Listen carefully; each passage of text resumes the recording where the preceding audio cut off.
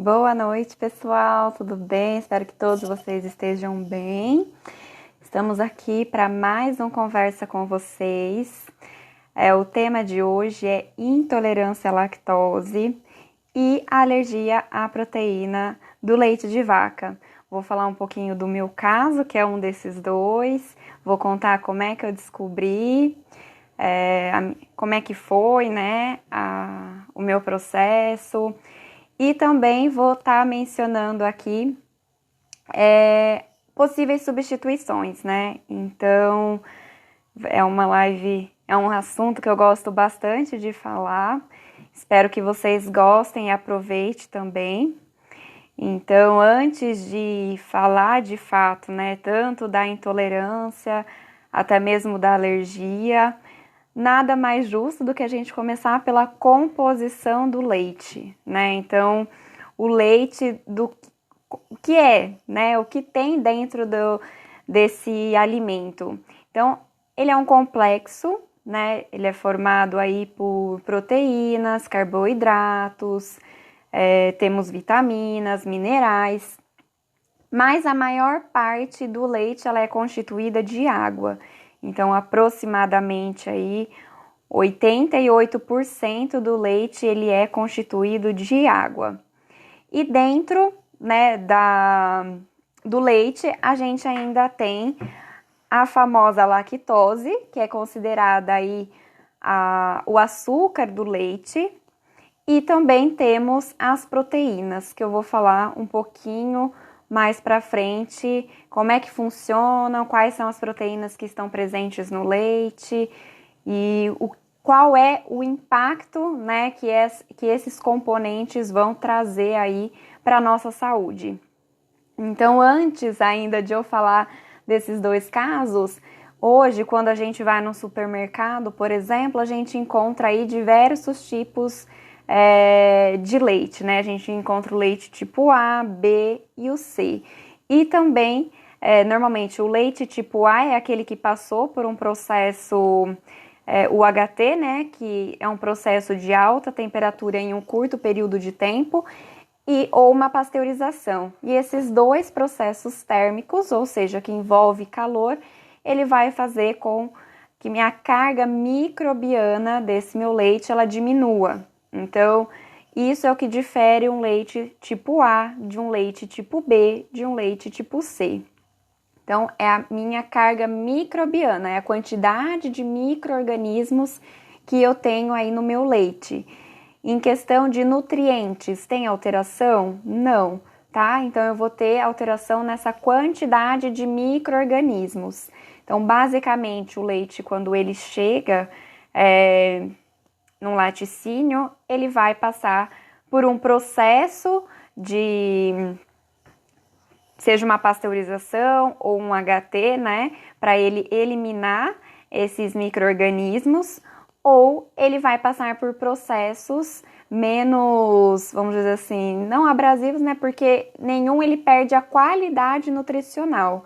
Então, o leite tipo C, por exemplo, basicamente ele vai passar por um processo mínimo e a carga microbiana, ou seja, a quantidade de micro-organismos presentes ali vai ser maior. É maléfico esses micro-organismos? Depende da pessoa, né? Por isso que normalmente quem compra o leite tipo C, que é aquele de saquinho, é aconselhável ferver em casa.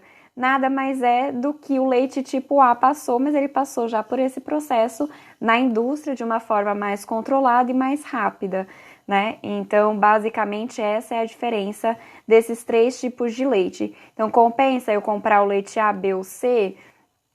Hoje é aconselhável comprar um leite tipo A, porque ele já passa por esse processo térmico na indústria e aí ele vai chegar com essa carga microbiana praticamente eliminada, né? Ele ainda tem, mas é muito baixa a quantidade, tanto é que o leite ele é denominado longa-vida, né? Porque mesmo tendo essas quantidades de micro-organismos, ele ainda consegue durar aí por um longo período na prateleira do supermercado. Tá? Então, em questão de escolher leite A, B ou C, é em questão de contagem de micro-organismos e não vai envolver aí a qualidade nutricional do meu leite. Então, visto isso, né, a gente tem aí por mais que a gente tenha essa variação hoje de leite, né, além disso a gente tem o leite desnatado, que é onde a gente retira a gordura do leite, né, então ele continua com todos os outros componentes, mas ele perde a gordura, por isso que ele é desnatado. Tem hoje o leite zero lactose, que eu vou mencionar um pouco mais à frente, quando eu falar da intolerância à lactose. Então, hoje é possível encontrar uma diversidade maior de leites no supermercado. Temos aí também as bebidas vegetais, né? A gente costuma falar em leite vegetal, é o que está mais comum na comunicação hoje em dia, mas a gente não denomina leite, porque leite é basicamente o que sai das mamas, né? Então, a bebida vegetal ou extrato vegetal, em teoria, a gente não pode denominar que é um leite, apesar de como hoje, né, ele acaba substituindo em quem tem problemas tanto com a lactose ou quem é alérgico, a gente acaba denominando leite, tá? Mas numa linguagem mais formal, a gente utiliza aí extrato ou bebida vegetal. Então, quando a gente fala do leite, né, das proteínas que tem no leite, nós temos 2 tipos de proteína. Na verdade, o leite ele é composto por uma infinidade, né? São mais de 80 tipos que a gente tem de proteínas no leite, se não me falha a memória, mas é bastante tipos de proteína, mas há 2 em específico que elas prevalecem, que é a caseína, que representa de todas as proteínas 80%, e temos as proteínas do soro do leite. O que são essas proteínas do soro do leite? Para quem já viu quando faz queijo, né, que vai comprimindo e sai aquele soro, são as proteínas presentes nesse soro, justamente por isso que ela leva esse nome de proteínas do soro do leite. Elas são presentes, mas no leite em si, ela acaba aí tendo uma quantidade menos expressiva, né? Então, o que prevalece hoje são as caseínas. E é justamente essas proteínas que vão ocasionar a alergia à proteína do leite de vaca, ou também conhecida como APLV, né? Que nada mais é do que a sigla dessa alergia à proteína do leite de vaca. Então, a caseína que vai afetar essas pessoas que têm alergia à proteína do leite de vaca. Então, o que é a alergia em si, né? Quando nós falamos de um processo alérgico, nada mais é do que um componente estranho ao nosso organismo. Então, esse componente, que no caso aqui é a caseína, quando ela entra no nosso organismo, o nosso sistema ele vai reconhecer que ele não vai reconhecer a proteína e ele vai liberar, o sistema de defesa dele vai ficar ativo, né? Então, com isso, algumas pessoas vão ter reações, aliás, todo mundo que passa por um processo alérgico, ela tem reações, seja uma reação de pele, uma reação respiratória, algumas pessoas, como a gente está falando de um alimento, né, essa reação pode interferir no meu trato gastrointestinal, e aí isso pode gerar diversos tipos de sintomas, né? Então, quando nós se referimos à alergia à proteína do leite de vaca, nós estamos falando de um processo alérgico, tá? Então, ele vai atacar o nosso sistema imune, né? E aí, com isso, esse sistema, ele vai se defender, vamos dizer assim. E aí, vai ocasionar essas reações que eu já mencionei anteriormente, né? E o que acontece? Pessoas que já passam por algum processo, né, alérgico ou já tem algum tipo de alergia, por exemplo, uma rinite, uma sinusite, já tem tendência a ter um processo alérgico.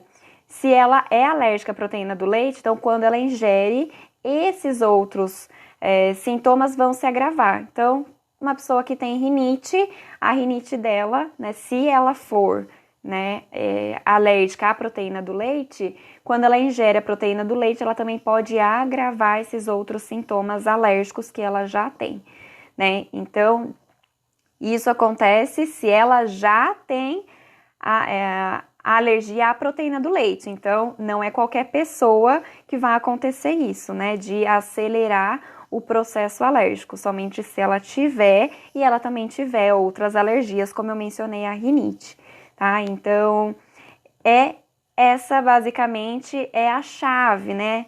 Quando a gente fala em alergia, porque ela vai, a caseína, no caso, né, que vai ocasionar, ela vai ser um componente estranho para o meu organismo. E aí, ele vai desencadear todas essas reações alérgicas para a pessoa que tem essa alergia à proteína do leite.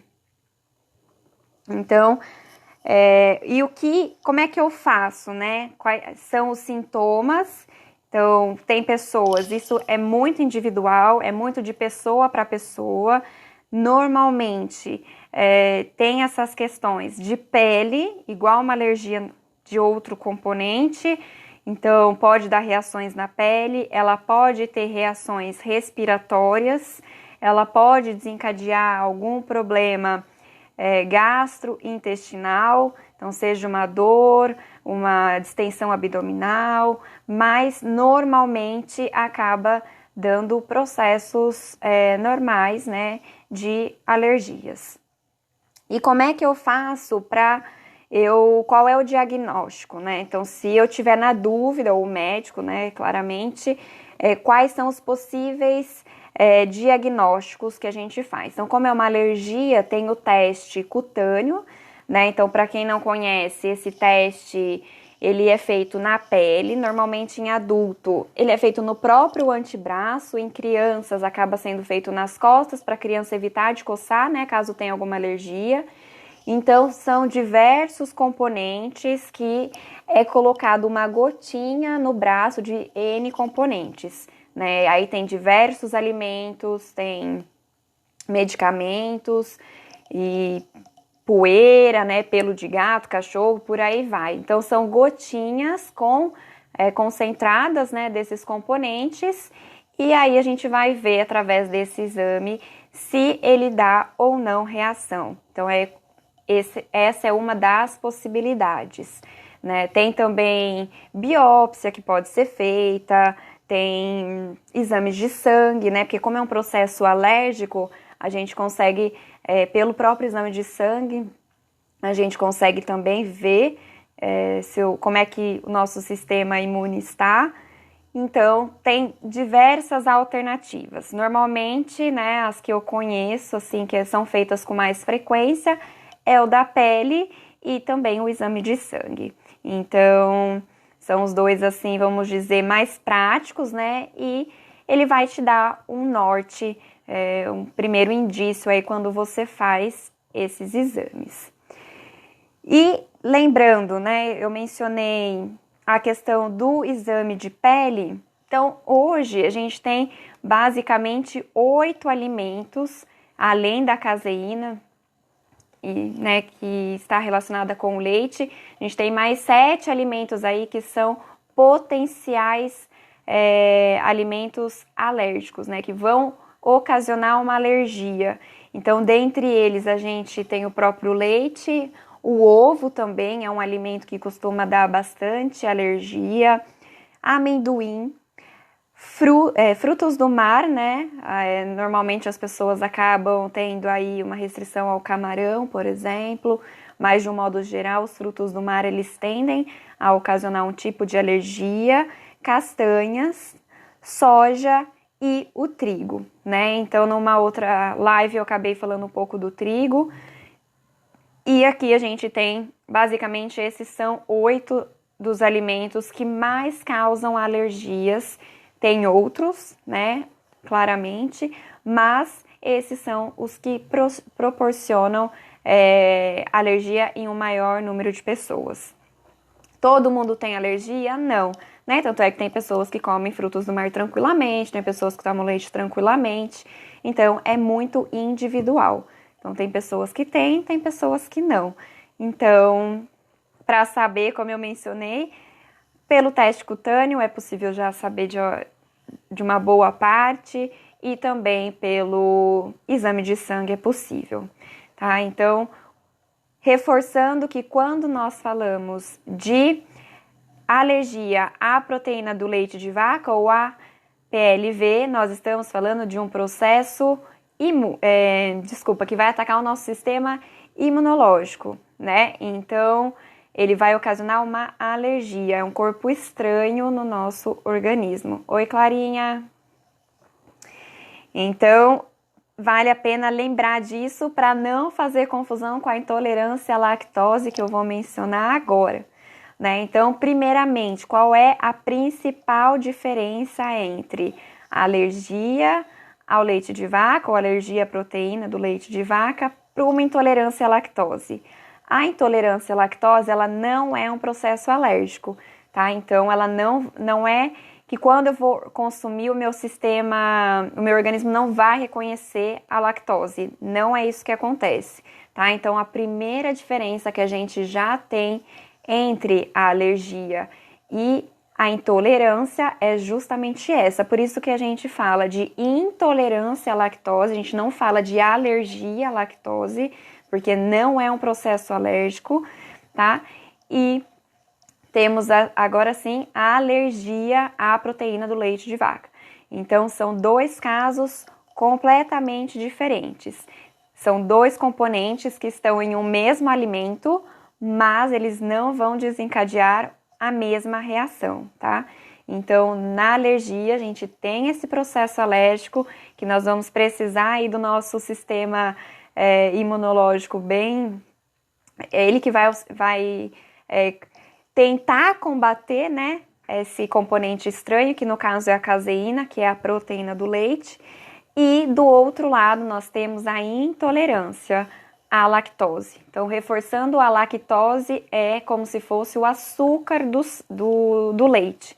Tá? Então, da mesma forma que a gente tem a cana-de-açúcar, que a gente tem a sacarose, nós temos aqui o leite que tem lá na composição dele esse açúcar que é chamado de lactose. Tá? Então, primeira e fundamental, né, informação é que a intolerância à lactose, ela não é uma alergia. Tá, se ela não é uma alergia, o que ela é? Então, o que acontece? Quando a gente ingere o leite, né, tem os diversos componentes, dentre eles a lactose, e o nosso organismo ele vai quebrar. Imagina que a lactose ela é formada, vamos dizer assim, pelas minhas duas mãos, tá? Então, quando ela entra dentro do nosso organismo, tem uma enzima que vai quebrar ela. Então, antes ela era formada por uma única molécula, ela vai ser formada em duas.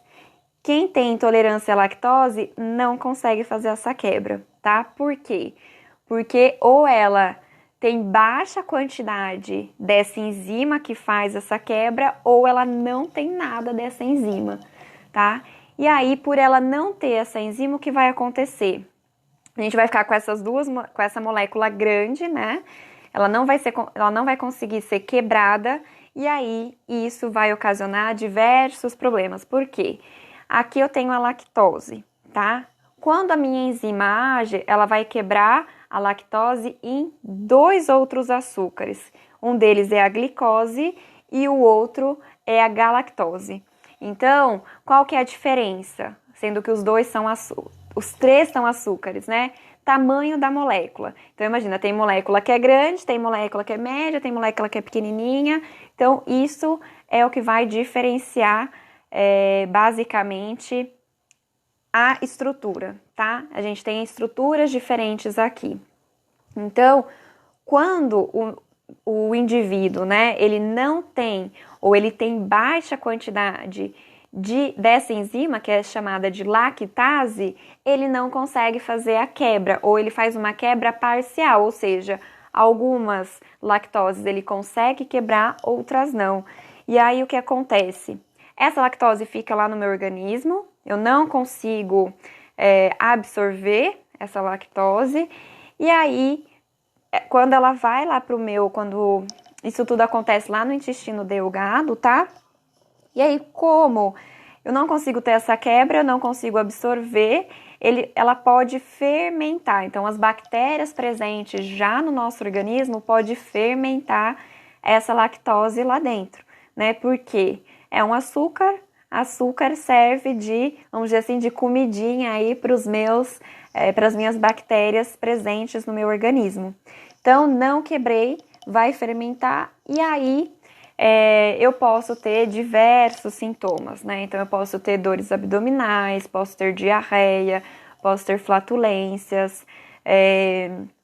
Então, isso é de pessoa para pessoa. Tem pessoa que às vezes só tem flatulências, tem pessoas que às vezes têm distensão abdominal, tem pessoas que têm diarreia e distensão abdominal. Então, é muito particular de cada um. A maior parte tende a ter diarreia, distensão abdominal e flatulências. Mas, novamente, é muito individual, vai muito de pessoa para pessoa, tá? Então, os sintomas são gerais, né? Mas tem pessoas que podem sentir mais, tem pessoas que podem sentir menos, e tem pessoas que podem ter todos os sintomas, tem pessoas que podem ter só alguns, tá? Então, qual é a principal diferença? De novo, né? Entre o APLV e entre a intolerância à lactose. O APLV é um processo alérgico, tá? E normalmente vai dar reações de alergias, igual a gente já conhece. Pode ter outros sintomas? Pode, tá? Não é regra. E no caso da intolerância à lactose, ela não tem uma enzima para quebrar a lactose, né? Então imagina que a lactose é grande, não consegue quebrar em partículas menores, aí ela vai ter problemas dentro do organismo dela. E quais são... como eu vou diagnosticar se eu tenho intolerância à lactose, né? Como é o processo de diagnóstico? Então, no caso da intolerância à lactose, um dos exames mais comuns acaba sendo o teste oral. Como é que funciona esse teste oral, né? Você recebe uma dose de água com lactose, basicamente água com açúcar, né? Vamos generalizar assim. E essa dose, ela corresponde a basicamente a quantidade de lactose que teria em 1 litro de leite. Isso daria aproximadamente aí 50 gramas, tá? Mas normalmente o exame, ele acontece, você toma um copão ali de água com lactose e depois você vai medindo, você vai tirando o sangue, né, a cada 30 minutos. Se eu não me engano, são 4, você faz uma inicial, né, antes de tomar o líquido, depois você toma o líquido e, se eu não me engano, são de mais 3 ou 4 amostras que você vai colher de sangue a cada meia hora.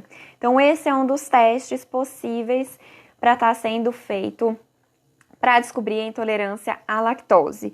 Existem outros, tá? Então, exame de urina, que são menos frequentes, teste genético também é possível, biópsia, né? Então, hoje, quem tem a intolerância à lactose, né, ela já está aí presente em praticamente 65% da população mundial, tá? Aqui no Brasil, hoje, são 58 milhões de pessoas que já apresentaram sintomas e já foi diagnosticada como intolerante à lactose.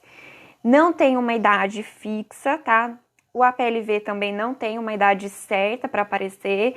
Eles tendem a aparecer em crianças, né, com maior frequência, a intolerância à lactose em pessoas acima de 40 anos, mas não é regra, tá? Então, em qualquer faixa etária aí, pode acontecer de você ter uma intolerância à lactose, por quê, né?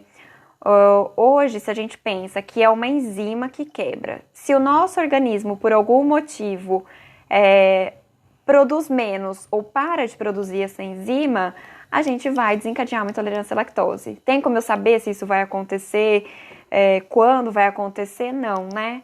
É muito individual de cada um. Então, tem pessoas que já descobrem enquanto crianças, outras enquanto adultas, mas outras quando são idosas, então não tem um período certo, tá? A qualquer momento a pessoa pode desencadear uma intolerância à lactose ou até mesmo uma alergia.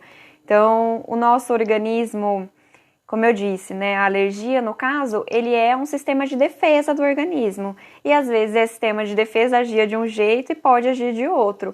Então, por isso que é muito importante ficar atento à alimentação e principalmente às reações, né? O que mede hoje a urina e as fezes são indicadores aí, então importantes. Se a gente sentiu algum desconforto, então vale a pena ficar atento. No caso da alergia, ela pode demorar de horas até dias para você ter os sintomas, né? Não é uma coisa que necessariamente é imediata. Para algumas pessoas, sim, mas não é para todo mundo, tá? Então, às vezes você comeu alguma coisa hoje, mas o seu organismo vai sentir só amanhã ou depois. Então, vale a pena ficar atento. Na questão da intolerância à lactose, ela já é mais imediata, né? Então, tem pessoas que comeu, daqui meia hora já vai ter os sintomas. Então, normalmente é questão de horas, tá? Para sentir os sintomas da intolerância à lactose. E quando a gente fala do leite, né? Então, hoje no supermercado a gente encontra leite zero lactose. O que difere, né?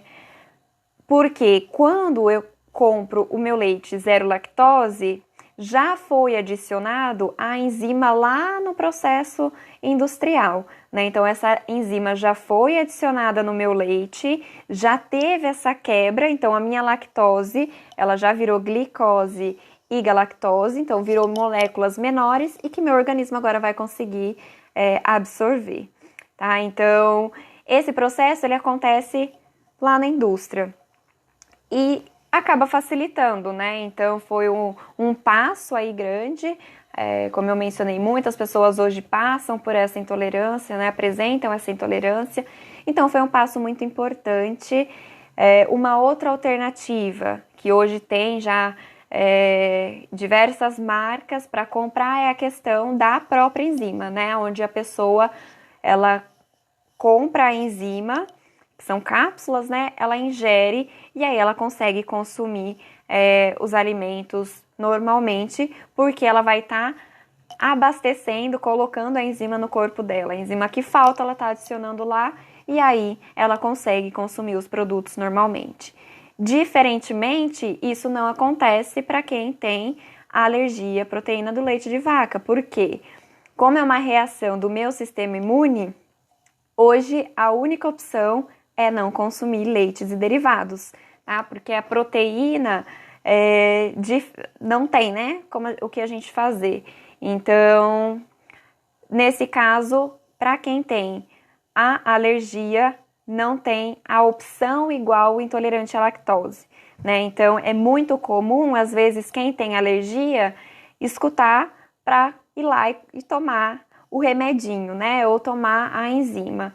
Mas não funciona, tá? Porque, como eu já mencionei, são duas situações diferentes.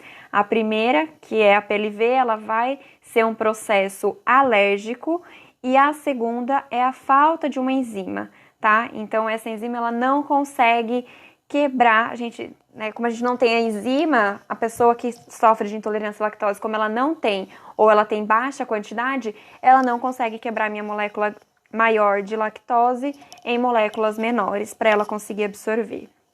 E isso, como eu já disse, vai ocasionar diversos sintomas, né? Então, basicamente, essa é a diferença. Não confundam mais a partir de hoje. Então, intolerância à lactose é uma deficiência de uma enzima chamada lactase. Para quem tem alergia à proteína do leite de vaca, é um processo alérgico, tá? Então, essas duas situações. Temos ainda uma terceira situação, mas ela praticamente não é comentada, até porque é um caso raro. Oi, Nancy, tudo bem? Até porque ela é um caso raro de acontecer, mas pode acontecer. Então, eu acabei de comentar para vocês que a lactose, ela é uma molécula, né? Voltando aqui com as minhas mãos. Ela é uma molécula e quando a gente tem a enzima lactase, a gente quebra essa molécula em duas outras, glicose e galactose. Esse terceiro caso, né, que eu acabei de mencionar que ele é raro, ele é chamado de galactosemia. E o que acontece?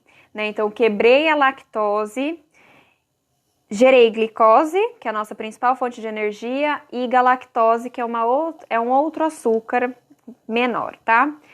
A pessoa que sofre de galactosemia, ela não consegue digerir a galactose, tá? Então, por quê? A nossa principal fonte é a glicose. Então, essa galactose aqui, ela também vai ter que ser quebrada para ela virar uma glicose. E isso também é feito por uma enzima. E no caso das pessoas que têm galactosemia, vai faltar a enzima, né? Abreviando a GALT, G-A-L-T, abreviando essa enzima. Falta essa enzima para essa pessoa e ela não consegue absorver. Ela não consegue quebrar essa galactose, né? Então, é um caso mais raro, pouquíssimas pessoas apresentam isso, mas achei interessante, né? Já que a gente está falando de problemas ocasionados pelo leite aqui, achei interessante compartilhar com vocês. Então, basicamente, hoje, né, a gente tem esses dois casos de APLV e a intolerância à lactose, que são os mais frequentes na população. E como é que foi, né? Agora sim, vou falar um pouco, antes de falar de substituições e etc, né? Vou falar para vocês qual é o meu. Como é que foi que eu descobri? Então, eu entro aí na turma do APLV, tá? Então, alergia à proteína do leite de vaca. Então, como é que eu descobri? Na verdade, foi bem ao acaso, desde o ensino médio, então desde quando eu tinha meus 14, 15 anos, eu já tinha não, né? Eu comecei a notar a minha dificuldade com o leite em si. Então, eu tinha o hábito de consumir o leite toda manhã e chegou um dia que eu não consegui mais, porque me enjoava, me dava dor de estômago, mas em nenhum momento eu pensei que poderia ser uma alergia, né? Então, como eu tinha muita dor no estômago, fui num gastro, o gastro, ele me diagnosticou com gastrite nervosa, né? Mas em nenhum momento cogitou a questão de ser uma alergia, né? Já que eu mencionei a questão do leite e tudo mais, até porque é um alimento que afeta, né? Então, quem tem gastrite, quando consome, realmente ele acaba piorando, né? O quadro de quem tem gastrite. Então, parei, né? Porque eu realmente não conseguia tomar o leite puro mais, ou com achocolatado, café, enfim, não ia. Mas eu conseguia consumir derivados. Então, queijo, iogurtes, consumia normalmente. Mas também nunca prestei atenção, né? Nunca me dei conta dos sintomas que eu tinha com tudo isso. Foi somente em 2015 que eu fiz um teste de alergia, mas também não foi por conta disso, foi por conta de uma alergia respiratória que eu tava, e aí eu acabei descobrindo essa alergia à proteína do leite de vaca, né? Então me deu, e a partir daí eu comecei a excluir de fato leite e derivados da minha alimentação. Então, como eu mencionei anteriormente, no APLV não tem muito o que a gente fazer, né? Então, não tem uma enzima que a gente tome, só tem o antialérgico. Então, se porventura eu quiser comer algum alimento ou sem saber consumo algum alimento que tenha leite, é um antialérgico que eu vou tomar. Mas, né, ficar tomando antialérgico todo dia, toda hora, isso não é legal. Então, eu resolvi realmente retirar o leite. Então, hoje não consumo nada que vai leite ou derivado. Então, seja queijo, iogurte, né? Acabei retirando de vez aí da minha alimentação. Foi difícil o processo? Sinceramente, pra mim eu não sofri muito, tá? Eu, até por conta da minha gastrite, eu já passei a ter algumas restrições na alimentação, e então eu já estava numa época de me inserir, né, na questão de uma alimentação melhor e tudo mais. Então, para mim, não foi muito sofrido. O que é o maior problema? Ir a lugares que ofereçam produtos sem leite, né? Então, basicamente, numa padaria, se eu quero comer um doce, é muito difícil eu achar uma padaria que faça doce sem ter leite. Então, eu acredito, restaurante ainda tem opções, né? Se eu vou almoçar ou jantar, com certeza, na parte salgada, né, tem muita variedade. Mas falando de doce, é muito difícil achar aqui na região, né, de Santa Bárbara, Americana, Nova Odessa, Sumaré. Então, ainda é bem escasso. Então, se eu vou numa padaria, eu ainda sofro em encontrar produtos que não tenham leite. Mas como eu gosto muito de cozinhar, né, hoje trabalho muito com isso, então acabei juntando aí o útil ao agradável, né? Então, foi uma questão de adaptação, mas para mim, como eu já vinha, né, reduzindo algumas coisas, melhorando a alimentação, não foi tão sofrido. Mas, obviamente, tem muita gente que, ao descobrir, vai acabar passando por um processo de adaptação, com certeza, né? De ir tirando, de ver o que funciona, o que não funciona, enfim, quais produtos de fato têm ou não têm leite. Então, eu sempre fui uma pessoa, né, até por conta de ter estudado muito sobre, né, de ser formada em engenharia de alimentos, então desde o início sempre fui muito fissurada em rótulo, então leio rótulo de tudo. Então isso também me ajudou, né? Então hoje eu consigo tranquilamente saber onde tem e onde não tem leite, mas com certeza muitas pessoas passam, né, até se adaptar com tudo isso, até criar esse hábito, né? Então, de novo, para mim acabou sendo um pouco mais fácil, mas porque eu já tinha alguns hábitos que favoreciam tudo isso, né?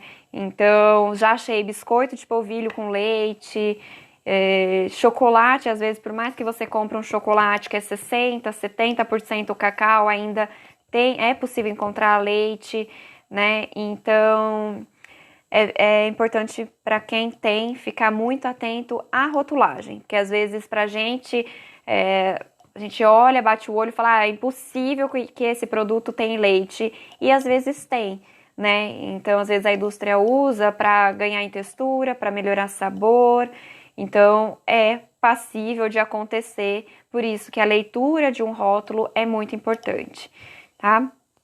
E aproveitando, né, que eu estou mencionando essa questão de rotulagem e sabor e tudo mais, o leite sem lactose, como ele sofre a quebra, né? Então a gente tem lá lactose que virou glicose e galactose.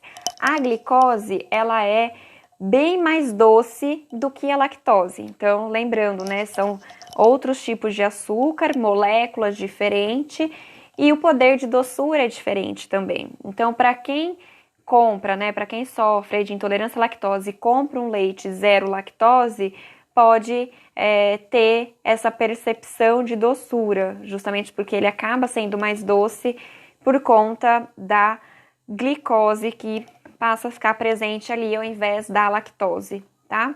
Então, em questão de preparo, ou até mesmo questão de paladar mesmo, né? Às vezes a pessoa estava acostumada já com aquele, compra o outro, ele é um pouco mais doce, mas é por conta de moléculas diferentes de açúcar. E quando eu falo, né, de substituições, como é que acontece? Então, a gente tem aí os dois tipos de, como eu mencionei, né, a gente tem o leite de vaca, tem também leite de cabra, que é menos frequente aqui no Brasil, leite de ovelha, e hoje o mais falado, né, acabam sendo os leites vegetais, as bebidas vegetais, né? Então, hoje é possível aí fazer bebida vegetal à base do que você quiser, quase. Então, tem bebidas feitas à base de cereais, à base de oleaginosas, à base de legumes. Então tem uma gama muito grande, né, de ingredientes aptos para a gente estar fazendo esses extratos ou essas bebidas vegetais, né? Quando a gente fala em questão do leite, né, vou usar esse termo aqui para ficar mais fácil, de um leite vegetal, então o que vai mudar? Então, o leite de vaca, ele tem sua característica. Quando eu transformo ele num leite vegetal, eu estou mudando a base dele, né? Então, seja um arroz, seja amêndoa, coco, aveia, inhame, enfim. Eu estou mudando o meu ingrediente. Quando eu mudo a base, consequentemente, eu vou estar mudando a composição, né, dessa minha bebida, desse meu leite vegetal. Então, é a mesma composição? Obviamente não, né? Porque a composição vai seguir de acordo com o meu alimento de origem. Mas tem diversos benefícios também que eu já vou citar em breve. Então, quando a gente fala de bebidas vegetais, né, como eu mencionei, a gente pode fazer hoje de uma infinidade de tipos. Então, leite de arroz, tem leite de aveia, leite de amêndoas, leite de castanha de caju, leite de castanha do Pará, leite de quinoa, leite de amaranto, leite de inhame. Então, é uma gama muito grande, né? Então, quando eu faço a substituição, eu tenho que pensar no componente que eu estou usando. Se é num bolo, provavelmente eu não vou ter muita diferença, né? De trocar na fração aí de 1 para 1. Porque, basicamente, nos dois casos, eu vou estar agregando líquidos, né? Então, facilmente eu consigo substituir aí de 1 para 1. Então, 1 xícara de leite de vaca para 1 xícara de leite de castanha de caju. Então, eu consigo fazer isso. Mas, quando eu penso em questão de nutrientes, né? Isso passa a não ficar tão, não ficar tão tranquilo, né? Por quê? Se eu pego um leite, ele tem a proteína, né? Se eu pego um arroz, um leite de arroz, ele não vai ter tanta proteína, ele vai ter mais carboidrato, né? Então, tem que ficar muito atenta com o que eu preciso para eu não ter um desequilíbrio aí nutricional, né? Mas quando a gente fala de bebida vegetal, de uma forma tranquila eu consigo substituir num bolo, fazer um mingau, né, e tortas. Então, a substituição acaba sendo bem tranquila. Então, no caso da aveia, por exemplo, ela é ótima para o meu sistema digestivo, né? Não só para o meu, que tem uma pele vermelha, mas para de todo mundo, né? Então, ela é rica em fibras, ela tem beta-glucana. Então, ela tem diversos componentes aí que vão auxiliar no meu sistema digestivo. No caso do arroz, ele é ótimo por quê? Né? Para uma pessoa, para alguém que deseja ter um leite com sabor neutro, né? Então, o arroz, ele é extremamente neutro, mas tenho que lembrar que eu vou perder, por exemplo, ele não é rico em cálcio, né? Então, ele também não é fonte de proteína. Então, eu vou estar diminuindo a minha quantidade de proteína ali, que eu vou ter que suprir em algum outro momento. Então, tenho que ficar bem atento à composição do meu alimento. No caso de uma avelã, por exemplo, ela apresenta a vitamina do complexo B. Vitamina do complexo B é extremamente importante para a parte neural, né? Então, tomar um leite de avelã é muito interessante para pessoas que precisam, de alguma forma, fortalecer a parte neural. Seja enfim, para melhorar a parte cognitiva de uma forma geral, para quem tem depressão, ansiedade, é extremamente importante fortalecer o sistema neural, né? E isso a gente consegue com vitaminas do complexo B e a gente consegue encontrar, por exemplo, na avelã, né? Temos também o coco, né? O coco hoje, na verdade, antes mesmo de ele se tornar uma bebida vegetal, né, como é utilizado hoje, a gente já tinha lá os vidrinhos de leite de coco. Então, eles são extremamente importantes, tem gordura saturada também, então em questão de aporte de gordura, ele vai se equilibrar um pouco com o leite, né, e temos outras vitaminas presentes no coco, né? Então, por exemplo, a gente tem magnésio, temos cálcio, temos fósforo. Então, é extremamente relevante fazer algumas substituições, mas lembrando, né, que nenhum alimento tem tudo. Então, se eu tô trocando um alimento por outro, alguma coisa eu tô perdendo, outra eu tô ganhando, né? Então, é extremamente importante estar atento a essas questões da composição do alimento.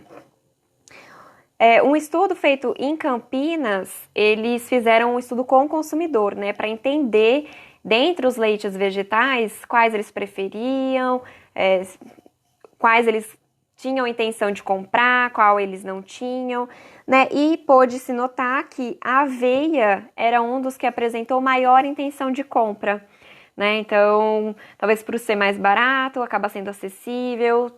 Todos eles a gente pode fazer em casa, inclusive eu aconselho a fazer em casa. O de arroz também foi o que apresentou maior aceitação. E o de amendoim foi um dos que eles é um dos que é mais produzidos, né? Também por ter um baixo custo, ser acessível, né, para as pessoas. E, como eu mencionei, todos os leites são fáceis de se fazer em casa. Então, basicamente você vai pegar uma porção do alimento e bater com água quente. Então, e aí filtrar, né? Então, aí você vai ter o seu leite muito tranquilo e eu aconselho a fazer em casa. Porque se vocês tiverem a oportunidade de fazer em casa e comprar um já pronto, vocês vão perceber que em questão de sabor, o feito em casa é muito melhor, tá? Então, é bem fácil. Quando vocês fizerem em casa, vocês podem estar armazenando na geladeira até 3 dias, de 3 a 5 dias, né? E vocês vão observar que os leites vegetais, eles decantam, ou seja, vai ter uma separação de fase aí. Porque a parte gordurosa ou os meus sólidos presentes ali, eles vão separar da água. Mas quando vocês forem reutilizar, é só agitar e tá tudo certo, tá? Então, tem essa facilidade também, é possível congelar. Então, caso vocês optem, né, por fazer uma grande quantidade de uma só vez, vocês podem estar congelando também, tá? Não tem problema. E depois vocês podem estar utilizando, seja para fazer um bolo, misturar num café, fazer um cappuccino, enfim. Aí vai do agrado e da preferência de cada um. Mas é super versátil. Então, aqui eu falei basicamente do leite, né? E antes de falar um pouco de outras, né, como queijo, iogurte, como é que acontece, o que de fato difere uma bebida vegetal de um leite de vaca. Lembrando, né, que aqui a gente está fazendo um compilado geral, porque, de novo, cada leite vegetal vai ter o seu benefício, né? Porque cada um está vindo de uma fonte diferente. Mas, de uma forma geral, o leite, as bebidas vegetais, elas apresentam maior aporte, né, de gorduras mono e poliinsaturadas, que são gorduras boas para o nosso organismo. E também eles são ricos em fibras, né? Então, isso também é bem interessante. Em contrapartida, a gente tem o leite de vaca, que eles apresentam aí alta quantidade de carboidratos, também apresentam proteína, colesterol, sódio, e também eles apresentam maior quantidade calórica, né? Então, basicamente, de uma forma bem geral, né, são essas as diferenças entre um leite vegetal, um extrato vegetal, de um leite de vaca. Lembrando que cada alimento tem a sua composição específica, né? E eu não mencionei aqui vitaminas e minerais, que normalmente os leites vegetais também apresentam grande quantidade de vitaminas e minerais, tá?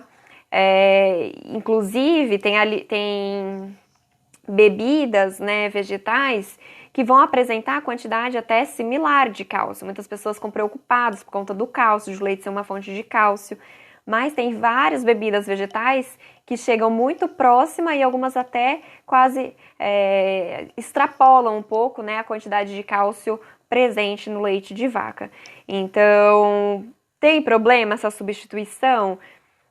Como eu disse, não, né? Então, no meu caso, assim, não sofro, mas eu tenho que estar sempre atenta a esses, principalmente no caso, né, do cálcio, ficar atenta de obter ele de outras fontes. Então, dá preferência a fontes vegetais que são ricas em cálcio ou suprir de alguma outra forma com outros alimentos, né, para evitar a suplementação. Então, eu também adoro leite de coco. Já que você mencionou o leite de coco, muitas pessoas sofrem quando vão fazer o leite de coco em casa, né? Por quê? O leite de coco, obviamente, a gente faz com o coco, mas aquele coco seco, né? Aquele coco com a casca marrom e é uma casca bem dura. E aí, na hora de abrir o coco para extrair a polpa, né? É bem difícil. E aí uma dica, aproveito para dar para vocês, colocar o coco no forno. Mas antes de fazer isso, tem os 3 furinhos lá, abre, retira toda a água, né? Caso ele tenha água ali dentro, normalmente é para vir. Dê preferência também quando for comprar ao coco que tem água dentro. Retira essa água e coloca ele inteiro no forno, tá? Normalmente aí uns 200 graus. E deixa ele lá até a casca dele rachar. Então, assim que a casca rachar, você já tira ele do forno e alguns você já vai conseguir soltar facilmente. Outros, se você der uma marteladinha, também tranquilamente você abre, né? Não vai cozinhar a sua polpa. Tem que ficar atenta só, né, para retirar logo assim que a casca rachar. E já tirar e fica muito tranquilo de trabalhar com a polpa, né? Como eu disse, ela não cozinha, ela sai branquinha, fica muito mais fácil de soltar a polpa do coco. Então, façam essa dica, não esqueçam de tirar a água, né? Isso vai... tem que tirar a água para dar certo. No meu caso, quando eu faço, eu coloco em uma forma, numa assadeira, né? Só para ele ficar para ficar mais fácil de tirar e colocar no forno, mas é uma dica muito valiosa, eu acho, principalmente para quem tem dificuldade em abrir o coco, porque realmente ele é duro, né? Então fica muito, muito tranquilo para abrir ele colocando no forno. Então, também gosto, né, como eu mencionei anteriormente, a gente já vinha utilizando, mas não da forma que é hoje, né, não como uma bebida vegetal. Ele era utilizado para fazer doces, fazer receitas, né, o vidrinho de leite de coco, mas hoje a gente já consegue comprar 1 litro, né, e próprio para beber, porque aquele do vidrinho não é muito agradável de beber, não.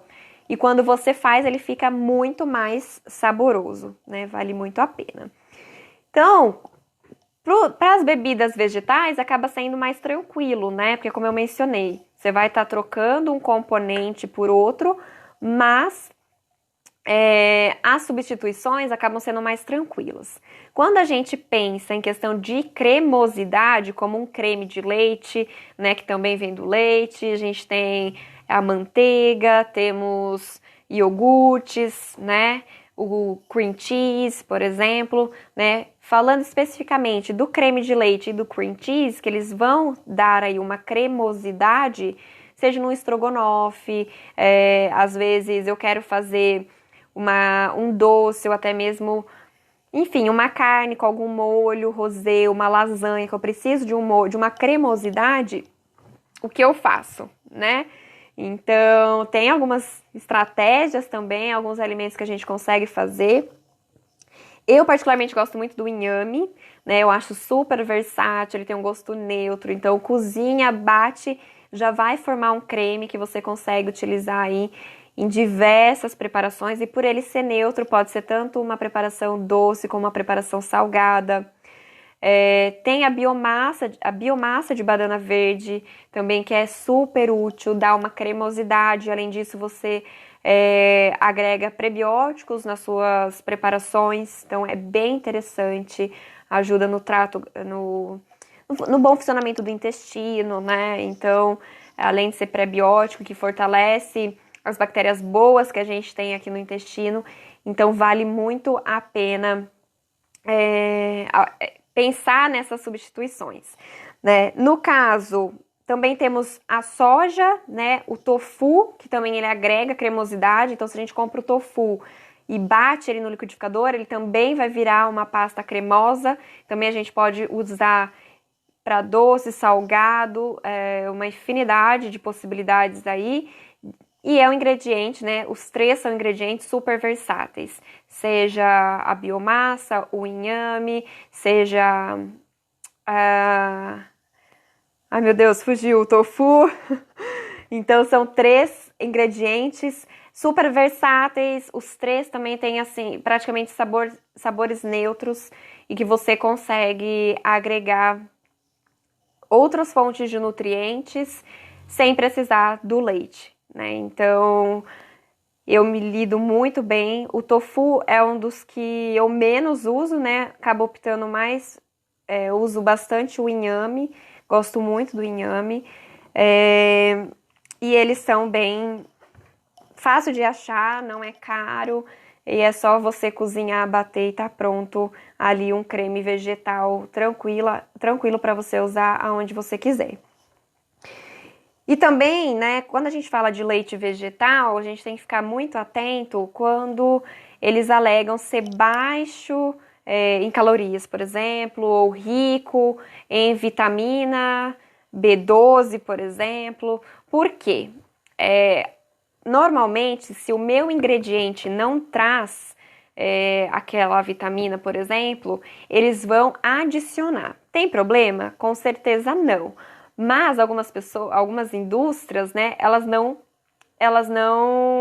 colocam, mas na hora que você vai ver na rotulagem, não tem a tal vitamina que eles falam que é fonte, por exemplo, de B6.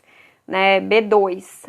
Meu leite de amêndoas é rico em B2. Aí na hora que você olha na composição nutricional, tem leites que não aparece a tal da vitamina que fala que é rico, ou é uma quantidade muito baixa que não é rico, né? Então, para ele ser rico em alguma coisa, ele tem que ter uma quantidade mínima, né? E essa quantidade mínima, ela é exigida por legislação. Então, se não atende essa quantidade mínima para ele alegar que é rico em alguma coisa, seja uma vitamina, seja um mineral, né? Rico em cálcio, por exemplo. Então eu tenho que ficar muito atento, porque às vezes a gente vai muito no rótulo e aí na hora que a gente olha a composição, a gente vê que esse ingrediente de fato não tá lá ou tá numa quantidade muito pequena, então a gente acaba sendo iludido. Então tem que ficar muito esperto com as rotulagens também. Então, de novo, né? Composição, olhar ingrediente e ficar atento com tabela nutricional, né, para ver se de fato aquilo condiz com o que a minha rotulagem está alegando. Tem, como eu disse, né, tem a legislação para isso, mas infelizmente algumas conseguem, né, dar uma burladinha ali e tá no mercado. Então, temos que ficar muito atento, porque eles estão fazendo, né? Mas quem consome é a gente, então a gente como consumidor tá na nossa mão ver se aquilo é interessante ou não, se aquilo funciona para mim ou não, tá? Então, para fazer um resumão aí, né, dos fatos importantes, intolerância à lactose e APLV, que é a alergia à proteína do leite de vaca, tem diferença, tá? Então, a alergia, como o próprio nome diz, é um processo alérgico, tá? É o componente que vai atacar, no caso, a proteína, a caseína, que vai atacar o meu sistema imunológico. E aí, né, que é o meu sistema de defesa do organismo. No caso da intolerância à lactose, é a falta ou deficiência de uma enzima chamada lactase, né? Então, são coisas diferentes.